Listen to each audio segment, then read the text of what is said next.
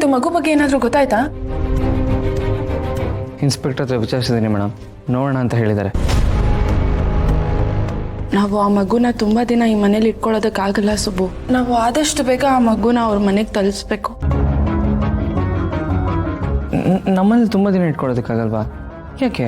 ಆದರೆ ನಾವೀಗಾಗಲೇ ಈ ಮನೇಲಿ ತುಂಬ ಜನ ಇದ್ದೀವಿ. ಜನ ಜಾಸ್ತಿ ಆದಷ್ಟು ಎಲ್ರಿಗೂ ತೊಂದರೆ ಆಗ್ಬೋದಲ್ವಾ, ಅದಕ್ಕೆ. ಮೇಡಮ್ ಏನು ಹೇಳ್ತಿದ್ದೀರಾ? ಹೌದು, ನಮ್ಮ ಮನೇಲಿ ಇಷ್ಟು ಜನ ಆಲ್ರೆಡಿ ಇದ್ದೀವಿ, ಹಾಗಂತ ನಮ್ಗೆ ಯಾವತ್ತೂ ತೊಂದರೆ ಅಂತ ಯಾರೂ ಮಾತಾಡಿಲ್ಲ, ಎಲ್ಲ ಖುಷಿಯಾಗಿದ್ದೀವಿ. ಅಂಥದ್ರಲ್ಲಿ ಈ ಮಗು ನಮಗೆ ಭಾರ ಆಗುತ್ತಾ ಮೇಡಮ್? ಹಾಗಲ್ಲ ಸುಬ್ಬು, ಇದುವರೆಗೂ ತೊಂದರೆ ಆಗಿಲ್ಲ, ಆದರೆ ಮುಂದೇನೂ ತೊಂದರೆ ಆಗಬಾರ್ದಲ್ವಾ? ಅದೆಲ್ಲ ಇರಲಿ, ಆದರೆ ಮಗು ಅವ್ರ ಮನೆಯಲ್ಲಿ ಅವ್ರ ಮನೆಯವ್ರ ಜೊತೆ ಇದ್ರೇನೆ ಚಂದ ಅಲ್ವಾ? ಸರಿ ಮೇಡಮ್, ಆಯಿತು. ನಾನು ಆದಷ್ಟು ಬೇಗ ಎಲ್ಲ ಕಡೆ ಹುಡುಕಿ ವಿಚಾರಿಸ್ತೀನಿ, ಮಗುನ ಅವ್ರ ಮನೆಗೆ ತಲುಪಿಸೋಣ. ನಂದಿನಿ, ನೀವಿಬ್ರು ಇಲ್ಲೇ ಇದ್ದೀರಾ? ಅಪ್ಪ ಏನಾಯ್ತು? ಯಾಕೆ ಟೆನ್ಷನ್ ಅಲ್ಲಿದ್ದೀರಾ? ನಂದಿನಿ, ಸ್ವಲ್ಪ ಕುಡಿಯೋಕೆ ಒಂದು ಲೋಟ ನೀರು ತಗೊಂಡ್ ಬಾ.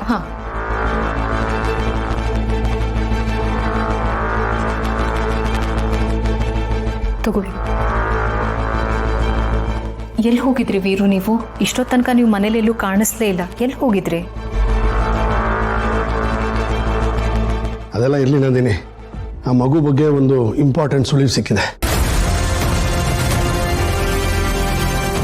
ಏನು? ಆ ಮಗು ಬಗ್ಗೆ ಸುಳಿವು ಸಿಕ್ತಾ? ಅಂದರೆ ಅವಳಿಗೆ ಅಪ್ಪ ಅಮ್ಮ ಇದ್ದಾರೆ, ಯಜಮಾನ್ರೆ ಮನೆಯವರೆಲ್ಲ ಇದ್ದಾರಾ? ಎಲ್ಲರೂ ಇದ್ದಾರೆ.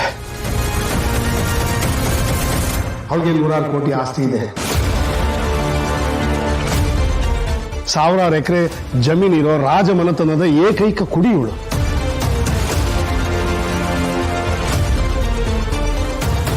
ವೀರು ಏನ್ ಹೇಳ್ತಾ ಇದ್ದೀರಾ?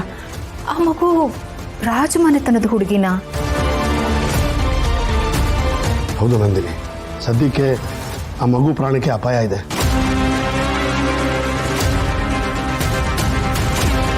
ಯಾವುದೋ ಗಲಾಟೆಯಲ್ಲಿ ಅವಳ ಮೇಲೆ ನಡೆದಿರೋ ಅಟ್ಯಾಕಲ್ಲಿ ಅವಳು ತಪ್ಪಿಸ್ಕೊಂಡಿದ್ದಾಳೆ. ನಮಗೆ ದೇವ್ರ ಸನ್ನಿಧಿಲಿ ಸಿಕ್ಕಿದ್ದಾಳೆ.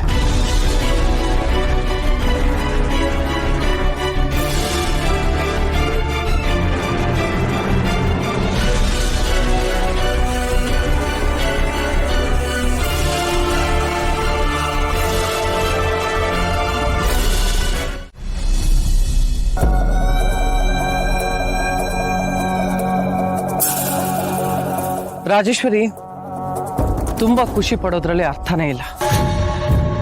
ಯಾಕಂದ್ರೆ ಆ ಮಗು ಇನ್ನೂ ನೇರವಾಗಿ ನಿನ್ ಕೈ ಸೇರ್ಲಿಲ್ಲ. ಏನ್ ಹೇಳ್ತಿದ್ಯಾ ವಿಜಯ? ಆ ಮಗುನ ಇಷ್ಟು ವರ್ಷದಿಂದ ನಾನು ಎಲ್ಲೆಲ್ಲಿ ಹುಡುಕ್ಸಿದೀನಿ ಗೊತ್ತಾ? ಆದ್ರೆ ಅವಳು ಇವಾಗ ಎಲ್ಲಿದ್ದಾಳೆ ಅಂತ ಗೊತ್ತಾಗಿದೆ. ನನಗಷ್ಟೇ ಸಾಕು. ಅವಳು ಪಾತಾಳದಲ್ಲೇ ಅಡಗಿದ್ರು ಹುಡುಕ್ಸಿ ಎಳ್ಕೊಂಡ್ ಬರ್ತೀನಿ.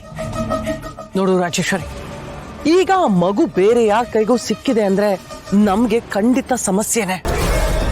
ಅಕಸ್ಮಾತ್ ಆ ಮಗು ಯಾರು ಏನು ಅಂತ ಅವ್ರಿಗೆ ಗೊತ್ತಾದ್ರೆ ಆಗೇನ್ ಮಾಡ್ತೀಯ?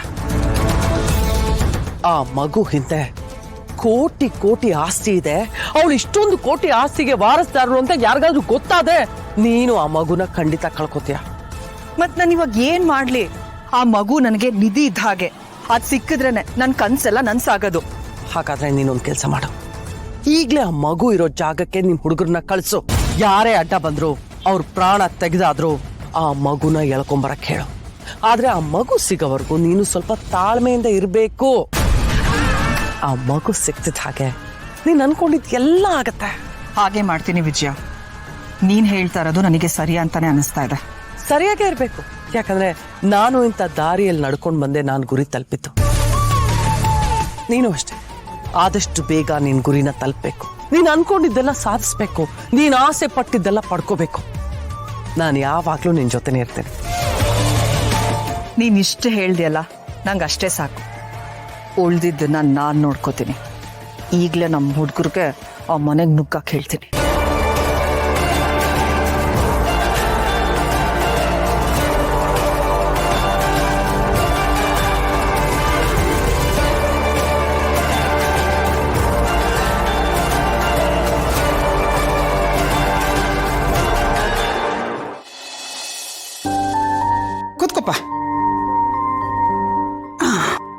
ಇವತ್ತು ನಮ್ಮ ಮನೇಲಿ ಇಡ್ಲಿ ತಿಂತಾ ಇರು.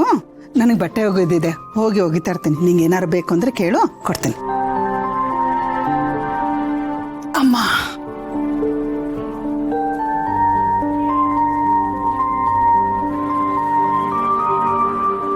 ನಡೆಯುವೆ ಜೊತೆ ನೆರಳಂತೆ, ಬಯಸುವೆ ಕೊನೆಗಿರದಂತೆ. ದರಿದ್ರವೇ. ಅವ್ರು ಒಂದೊಂದ್ಸಲಿ ಒಂದೊಂಥರ ಇರ್ತಾರಪ್ಪ. ಅದರಲ್ಲೂ ಈ ಮಗು ಶ್ರೀಮಂತರ ಮನೆಗೆ ಸೇರಿದ್ದು ಅಂತ ಗೊತ್ತಾಗ್ಬಿಟ್ರೆ ಅದು ಏನೇನು ಮಾಡಕ್ಕೆ ರೆಡಿ ಇರ್ತಾರೋ ಗೊತ್ತಿಲ್ಲ ನನಗೆ.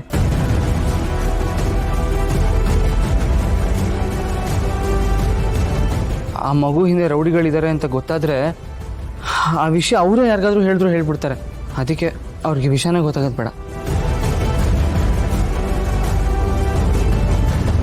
ಲಾಲಿ ಲಾಲಿ ಲಾಲಿ ಲಾಲಿ ಲಾಲಿ ಲಾಲಿ ಲಾಲಿ ಲಾಲಿ. ಐಶುನು ಮನೇಲಿಲ್ಲ. ಈ ಕಾಂತಮ್ಮ ಲಾಲಿ ಯಾರಿಗೆ ಹಾಡ್ತಿದ್ದಾರೆ? ನೀವು ಮಾತಾಡ್ತೀರಿ ಅಮ್ಮವ್ರೆ, ನಾನು ಹೋಗಿ ನೋಡ್ಕೊಂಬರ್ತೀನಿ.